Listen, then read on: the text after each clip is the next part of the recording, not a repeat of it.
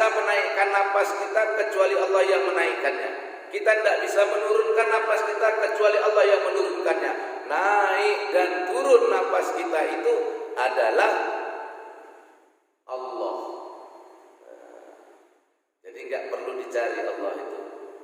Hadirkan saja dia. Kalau kamu sudah beserta Allah, kata Allah, ana ma'a abdi ma dzakarani. Aku beserta hamba yang zikir kepadaku. Jadi Allah sudah bilang, aku beserta hamba yang berzikir. Yang berzikir. Ketika kita menyebut Allah, Allah hadir sama kita. Ketika kita mengingat Allah, Allah hadir. Ketika kita merasa beserta Allah, Allah hadir. Kapan Allah beserta kita? Allah sendiri bilang, ana ma'a abdi ma dzakarani. Aku beserta hambaku yang berzikir kepadaku. Ketika seorang hamba yang beriman itu berzikir, maka dia beserta Allah. Dan ketika dia lupa berzikir, maka dia bercerai dari Allah. Beserta Allah ketika berzikir. Kalau lupa tidak berzikir, bercerai dengan Allah. Nah, bercerai sama bini saja kita sudah repot, Pak. Apalagi bercerai dengan Allah. Bercerai sama bini, Pak, udah terancam sarapan pagi, Pak, jelas. Itu baru cerai sama bini. Apalagi cerai sama Allah. Tapi orang sekarang banyak berani cerai dengan Allah. Dengan bini gak berani cerai, dengan Allah berani. Sekarang ini, Pak, kalau kita ambil Al-Quran, kitab Al-Quran ini yang banyak ini kitab Al-Quran ini, kalau kita taruh di sini, Pak, ya kan? Sebandit-banditnya apa? Asal dia masih asyhadu alla ilaha illallah wa asyhadu anna Muhammadar Rasulullah, KTP-nya Islam, sejahat apapun dia, niscaya tidak berani memijak kitab Al-Quran. Betul, Pak? Betul. Itu ada tukang mabuk, Pak, tukang judi, tapi KTP-nya Islam. Lagi mabuk, Bapak suruh mijak Quran, gak berani, Pak. Lagi main judi, suruh mijak kitab Quran, gak ada yang berani, Pak. Tapi kalau mijak hukumnya, jangankan mabuk, Pak, yang marah saja sering. Mijak hukumnya itu, lah ya Allah suruh sholat, dia nggak sholat, kan mijak hukum Quran. Jadi yang disebut mijak Al-Quran itu, Pak, bukan mijak kitabnya. Kalau mijak kitabnya sedikit orang yang berani. Ada yang berani, ada itu orang sengit. Ada juga yang berani mijak Quran. Tapi kalau udah KTP-nya Islam, nggak akan berani mijak Al-Quran.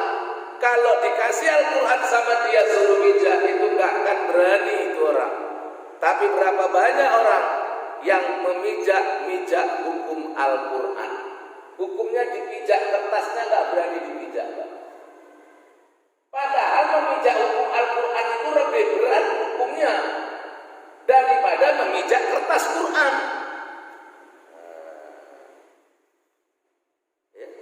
Memijak hukum Quran itu lebih berat daripada memijak kitab Qurannya, memijak kertas Qurannya. Nah, jadi yang disebut memijak-mijak Al-Quran itu bukan orang yang mijak kertas Quran, orang yang memijak-mijak hukum Al-Quran itu. Asyhadu an la ilaha illallah. Ini kalimat yang gak main-main. Setelah kita bahas tentang 4 musyahadah terhadap kalimat la ilaha illallah itu, hari ini kita akan membahas tentang 3 hakikat lain daripada la ilaha illallah. Jadi kaji la ilaha illallah ini kaji tinggi nih, Pak. Yang paling rendah kajian itu la ilaha illallah. Di tengah-tengahnya la ilaha illallah. Di akhirnya, di ujungnya, di puncaknya la ilaha illallah. Orang kalau sudah dengan la ilaha illallah ini dia hidup, Pak, hidupnya sempurna. Kalau dia dengan la ilaha illallah mati, matinya sempurna. Kalau dia hidupnya sampai matinya la ilaha illallah, nanti bangkitnya pun dengan la ilaha illallah. Ini tidak main-main kalimat la ilaha illallah. Satu kalimat yang semuanya ada di situ. Kalau orang sudah mengucapkan la ilaha illallah, maka di dalamnya itu sudah ada Allahu Akbar. Kalau orang sudah mengucapkan la ilaha illallah, maka di dalamnya sudah ada subhanallah. Kalau orang sudah mengucapkan la ilaha illallah, maka di dalamnya sudah ada seluruh asma dan sifat Allah di dalamnya. Terangkumlah semua sifat Allah itu di dalam la ilaha illallah. Enggak pandai baca yang lain, enggak pandai baca Quran, perbanyak saja la ilaha illallah. Karena 6.666 ayat Al-Quran itu intinya la ilaha illallah. 30 juzuk Al-Quran itu intinya satu la ilaha illallah. Maka ditanya sahabat kepada Rasul, ya Rasul, tunjukkan kepadaku satu amalan yang dengan amalan yang satu itu sudah meliputi seluruh amalan yang lain, ya Rasulullah. Apa kata Rasul? Ucapkan la ilaha illallah dengan keyakinan. Satu ucapan. Bahkan kata Rasul, orang yang berucap la ilaha illallah lebih baik daripada orang yang mati di ujung pedang. Mati di ujung pedang dalam peperangan melawan orang kafir, itu masih belum sedahsyat dan sehebat orang yang mati dengan la ilaha illallah. Nah, ini tidak main-main la ilaha illallah. Sayyidina Ali datang kepada Rasulullah, ya Rasul, tunjukkan aku satu kalimat. Maka Rasul menunjuk satu kalimat, wahai Ali, dengarkan aku, pejamkan matamu, ikuti apa yang kusebut. Apa yang disebut Rasul untuk diikuti Sayyidina Ali? La ilaha illallah. La ilaha illallah. La ilaha illallah. Itu 3 kali. Itulah dasarnya, makanya orang kalau wirid itu 3 kali imamnya baca la ilaha illallah baru jemaahnya ikut. Afdalu dzikri la ilaha illallah hayyum baqa. La ilaha illallah hayyum mawjud. La ilaha illallah hayyum maqsud. La ilaha illallah, la ilaha illallah, la ilaha illallah, la ilaha illallah, la ilaha illallah, la ilaha illallah, la ilaha illallah, la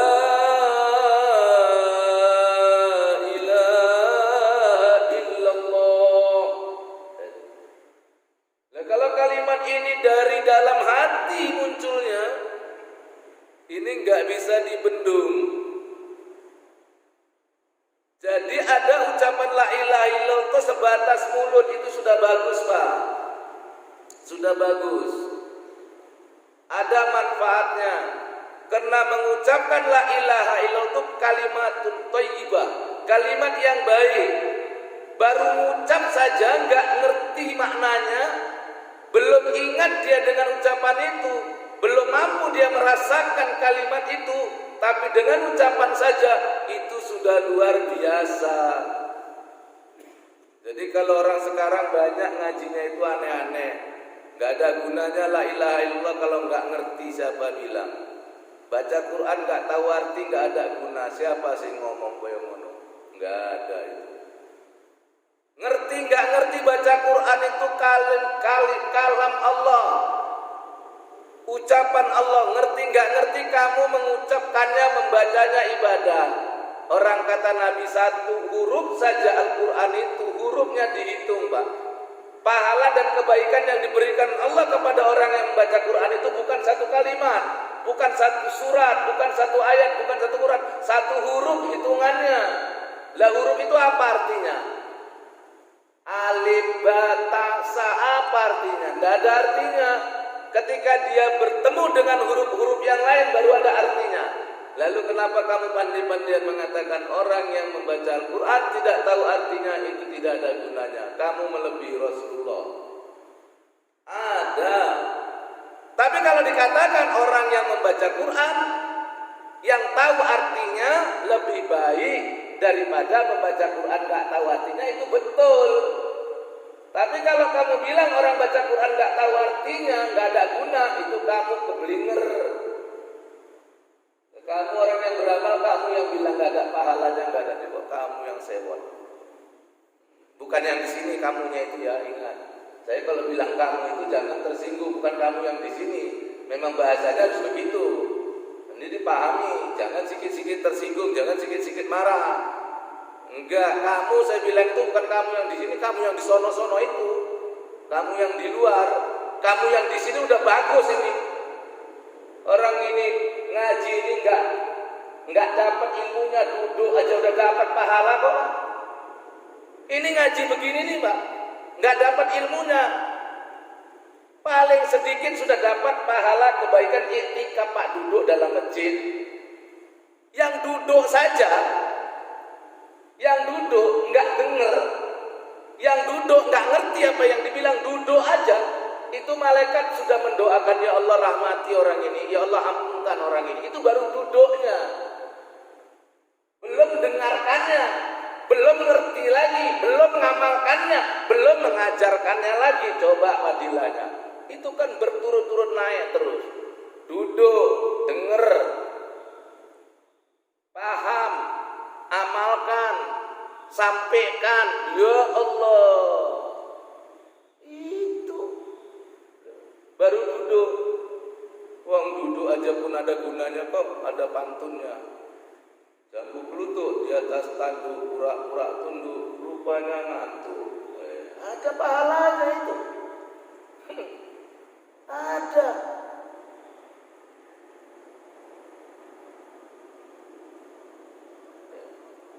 Duduk di masjid sama duduk di rumah beda, Pak. Kalau duduk di rumah nggak zikir belum tentu ibadah. Duduk di masjid ini nggak zikir aja udah ibadah, apalagi zikir.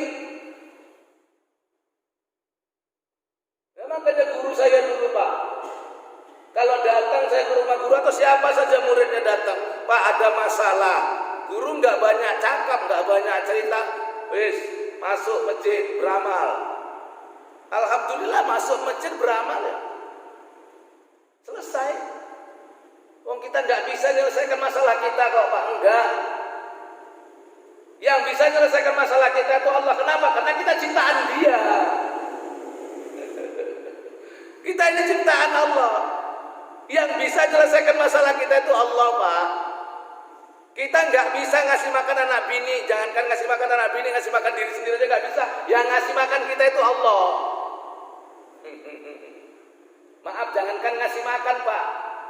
Yang bisa bikin kita makan saja pun Allah. Apalagi yang ngasih, Pak.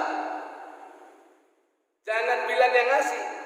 Jangan bilang kita ngasih, kita aja gak bisa ngasih. Jangankan ngasih makan, wong kita makan diri kita sendiri kita aja gak bisa kok. Apa sing ora disombongkan? Apa? Ya, orang punya ilmu saja sombong salah, apalagi udah bodoh sombong. Orang pinter, Pak, berilmu sombong aja udah salah, Pak. Lah ini udah goblok sombong. La ilaha illallah. Ya, begitu. Ya, aku berani keras-keras gini kan karena ini udah jemaah pilihan. Kalau jemaah-jemaah baru di training sebulan 2 bulan ya nggak berani kayak gini. Ini kan jemaah yang sudah lulus, jam terbang sudah tinggi. Iya Mas Hendra, jam terbang sudah tinggi. Lah ngaji bikin enak ini kan gini. Jangan pikir bapak pikir uang yang bikin kita tenang, enggak. Jangan pikir jabatan, enggak. Yang bikin tenang itu zikirullah itu. Tapi zikir yang mana? Tapi jangan nyaji. Nah kita udah masuk kepada zikir rasa, jangan nyaji orang zikir nyebut. Jangan nyaji orang yang zikir ingat, jangan nyaji. Walaupun kita sudah pandai stamina, kita nggak apa-apa. Itu kan kita yang tahu. Orang kita udah kekasih Allah. Sudah terhimpun di la ilaha illallah itu. Makanya kata Nabi, la ilaha illallah kalimatul haqq nahya 'alaiha wa 'alaiha namud wa 'alaiha nub'asu insyaallahu minal aminin. Kalimat la ilaha illallah, kalimat yang baik yang kita hidup dengan dia, kita kata Nabi. Kalau kita berarti termasuk Nabi. Alaiha nahya, kita hidup dengan la ilaha kita. Nahya kita. Nabi aja hidup dengan la ilaha illallah, apalagi kita. Nahya alaiha wa alaiha namun, kita pun mati dengan la ilaha illallah wa alaiha nub'asu insyaallahu minal aminin, dan kita dibangkitkan nanti dengan la ilaha illallah. Kalimat dari dunia sampai akhirat, kalimat dari hidup di dunia sampai hidup di barzah, ini la ilaha illallah. Kamu ucapkan satu la ilaha illallah, sudah ada di dalam semua kalimat memuji Allah. Kalimat membesarkan Allah ada di situ. Makanya kata Nabi, afdhalu dzikri la ilaha illallah. Sebaik-baik zikir la ilaha illallah. Apa yang terhimpun di la ilaha illallah itu? Tiga yang terhimpun di la ilaha illallah itu. Yang pertama, la maujud bihaqqi illallah.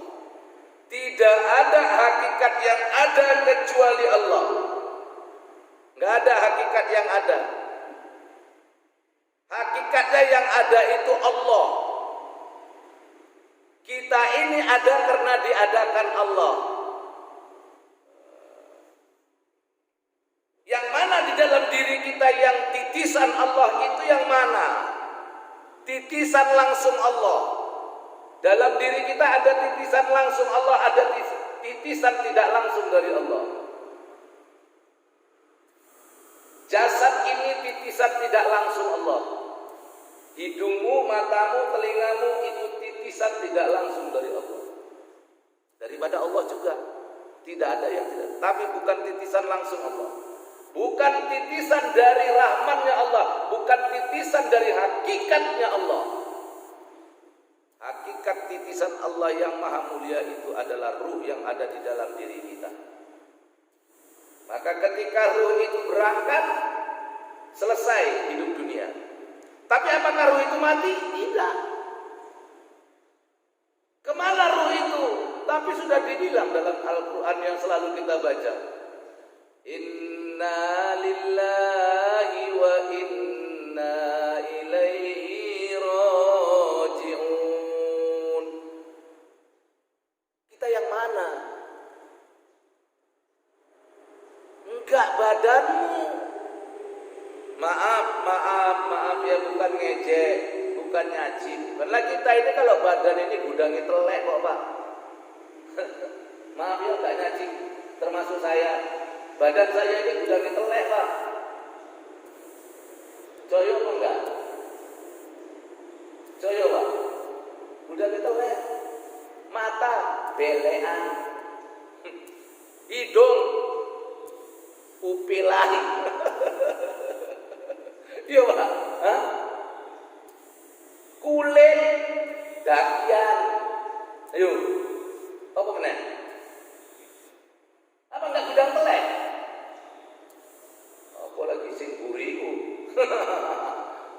Wis telek mampu. Nah. Ini yang mau dibawa enggak. Seko Gusti Allah tapi bukan hakikatnya. Inilah yang mati. Nek roh berangkat munggah di Gusti Allah. Ini tanah black dah. Ya jadi tanah makanan cacing urusan selesai. Tapi ruh itu pun kalau tidak ada tempatnya ini badan dia ya gentayangan.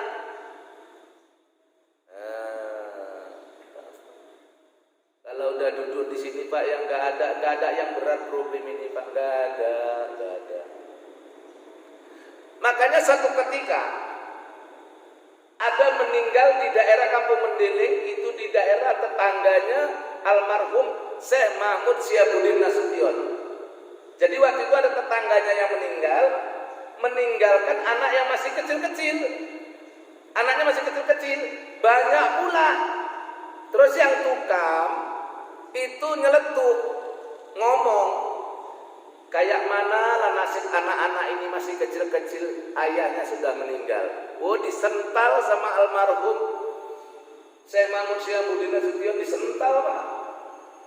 Dia mulutmu bukan urusanmu, itu urusan Allah. Betul apa yang dibilang.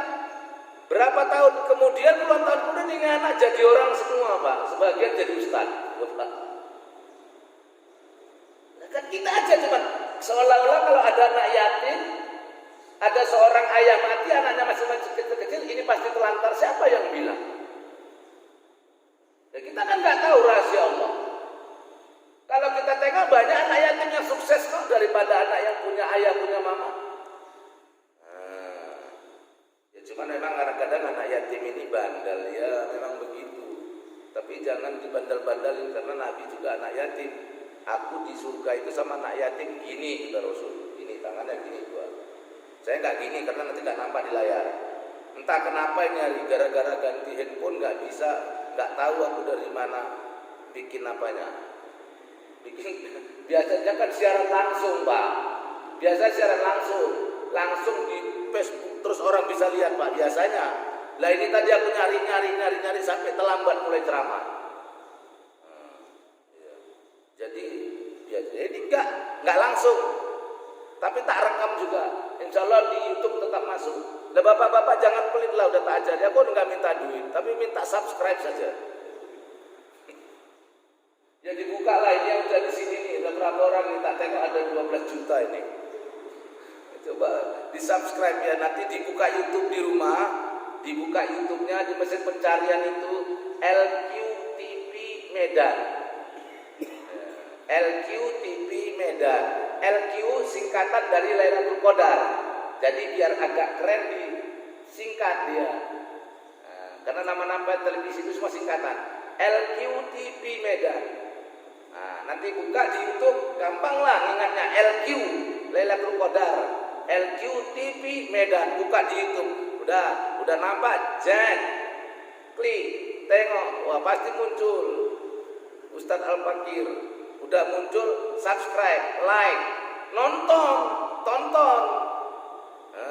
Nggak ditonton pun nggak apa-apa, yang penting dihidupkan terus biar nambah jam tayangnya. Nggak ditonton pun nggak apa-apa, yang penting nambah jam tayang. Itu Pak LQTV Medan, jangan lupa ya, jangan pelit. Nggak minta duit pun nggak dikasih, minta subscribe aja pun nggak dikasih, ya Allah. Belum minta duit Pak, baru minta subscribe. Nah, terus like, subscribe, terus apa lagi view. Nah, terima kasih Ustaz. Enak nggak enak ceramahnya, komen bagus sekali ceramahmu Ustaz. Enak nggak enak Pak, senengnya hati orang. Jangan udah nggak enak Ustaz ceramah kayak gitu aja kok ditampilkan di YouTube. Jangan, itu nggak sedih. Ya Pak Ibang ya. Boleh bohong untuk nyenangi orang. Nyenangi orang bohong nggak apa-apa. Yang kita yang banyak kan nyenangi mau noko. Bohongnya untuk mau merugikan orang lain. Jadi yang pertama, la maujud bihaqi illallah. Tidak ada hakikat yang ada kecuali Allah. Ada hikmah ini enggak langsung. Ada hikmah enggak langsung. Jadi waktu saya meyakini inilah semua itu Rabbana ma'ulak ta'jabatlah. Ini ada sesuatu yang mau rahasia yang tidak saya sampaikan secara langsung kemana-mana. Alhamdulillah tidak langsung, yang dengar yang di sini aja. Waktu saya mendalami ini belasan tahun yang lalu, lagi mempelajari ini kalimat la ilaha illallah la maujud bihaqillallah ini, itu pada waktu malam Jumat ini di masjid. Insya Allah apa yang saya ceritakan ini mendapat barokah ya. Dan malam Jumat kira-kira bisa jam 9 apa jam 10 apa jam 11 menjelang jam 12 lah pokoknya. Begitu saya buka kitab Kasaful Asrar tadi deret katanya. Saya waktu itu perokok berat, saya candu berat saya rokok. Rokok saya kadang Samsu, kadang Surya. Tapi yang lebih sering saya itu rokok Kasiro, rokok dikasih orang. Itu yang paling sering, rokok Kasiro dikasih orang. Nah, waktu itu begitu saya buka kata Kasaful Asrar sampai merokok Samsu ini. Berebet, orang Jawa ngerti itu, berebet.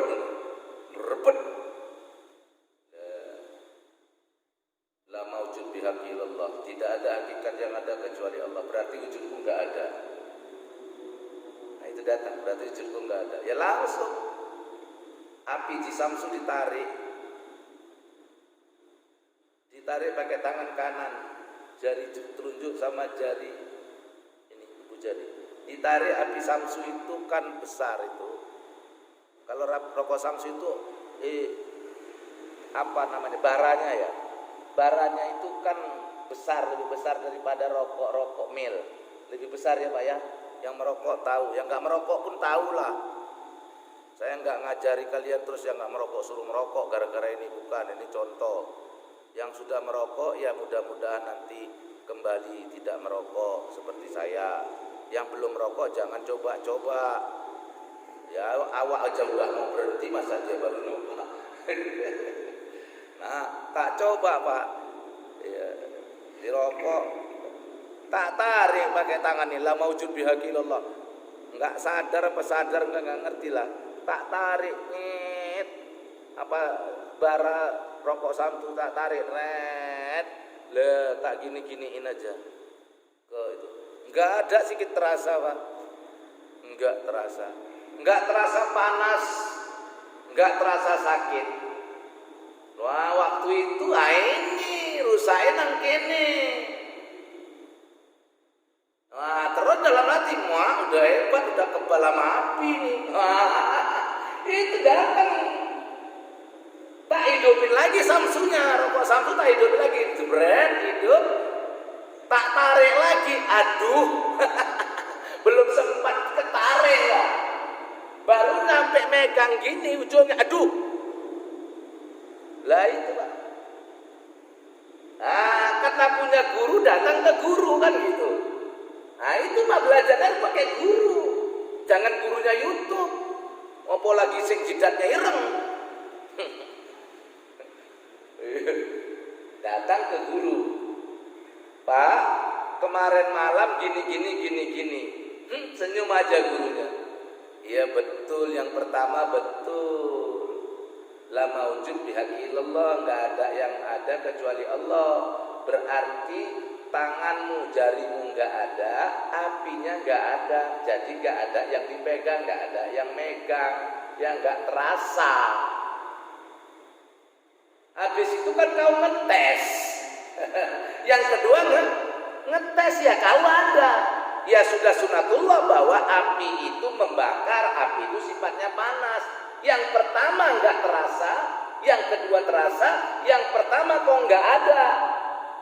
Yang kedua kau ngetes, berarti kau ada. Ya terasa memang wujud dan sifat api panas. Kan Mantap. Terus kesimpulannya bagaimana, Pak? Orang yang zikirullah ini tidak kebal. Kebalnya nggak bisa dipertontonkan. Tapi kalau Allah mau ya kebal. Nggak bisa dipertontonkan. Itulah bedanya karomah dengan sihir. Itu bedanya. Kalau sihir bisa diulang-ulang. Kalau karomah enggak. Sesuai dengan kebutuhan. Pada saat itu butuhnya apa? Nabi Musa itu bukan sihir, Pak. Nabi Musa itu cuma sekali bisa belah laut, Pak. Nggak bisa berulang-ulang. Itulah mukjizat itu. Nggak bisa berulang-ulang. Terus nanti sekali-sekali, yuk kita rekreasi, yuk belah laut. Nggak bisa. Nggak bisa kapan maunya Allah. Kapan maunya Gusti Allah terjadi, Pak. Beleduk kapal itu, kapal terbang pesawat beleduk, kabeh wong mati di situ. Lah satu orang jangankan mati, satu rambutnya pun nggak ada yang lecet. Kok bisa? Bukan dia sakti. Nggak ada orang kebal. Tapi Allah belum berkehendak. Makanya dulu waktu saya muda, saya kan pernah muda, bukan tiba-tiba ujuk-ujuk terus jenggot putih gini. Dulu pernah muda. Waktu saya muda itu, ada orang datang sama saya, tentara. Ustaz, saya kalau udah Ustaz juga. Ustaz, saya ini ada ini ilmu kebal ini saya. Ini saya ada ini, ditunjukkan barangnya. Ya, ini apa ini? Ini ilmu kebal, Ustaz. Oh iya. Kalau gitu tak ambil silet sebentar ya, saya bilang. Wah kalau Ustaz janganlah, barang nggak ada apa-apa, tapi nggak wani. Tapi kalau Allah mau bikin bisa. Itulah beda antara karomah dan sihir. La maujud bihaq illallah. Tidak ada hakikat yang ada kecuali Allah. Kalau kamu sudah bisa begini mempanakan seperti ini, baru betul kamu inna lillahi wa inna ilaihi rajiun kalau mati. Wis jasadmu enggak enak. Makanya mutu qabla anta mutu, matikan dirimu sebelum mati. Sebelum datang mati itu, rasa mati itu matikan, latihan mati dulu. Latihan mati. Orang mati itu apa?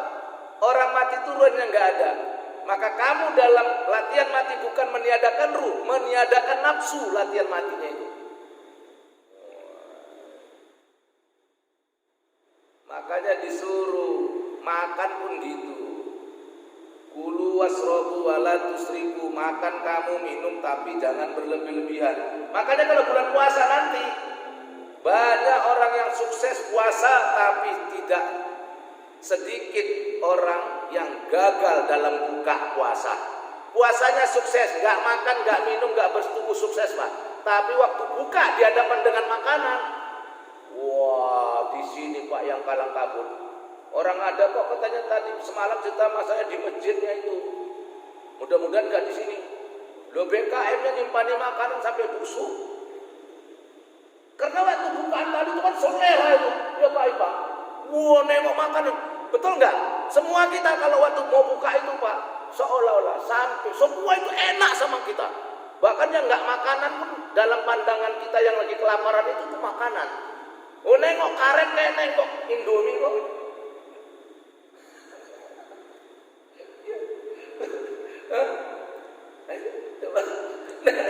Coba. Nah, kamu makanya kata Nabi itu apa? Kam min shaimin laisa lahu minhu illal ju'i wal atas. Berapa banyak orang puasa nggak dapat apa-apa kecuali lapar dan haus saja. Hatinya nggak ikut puasa. Insya Allah nanti kalau ada pengajian Ramadan nanti saya masih dipanggil, saya kaji nanti itu. Mudah-mudahan COVID-nya selesai. Tahun kemarin kita nggak ada tausiah karena ada COVID.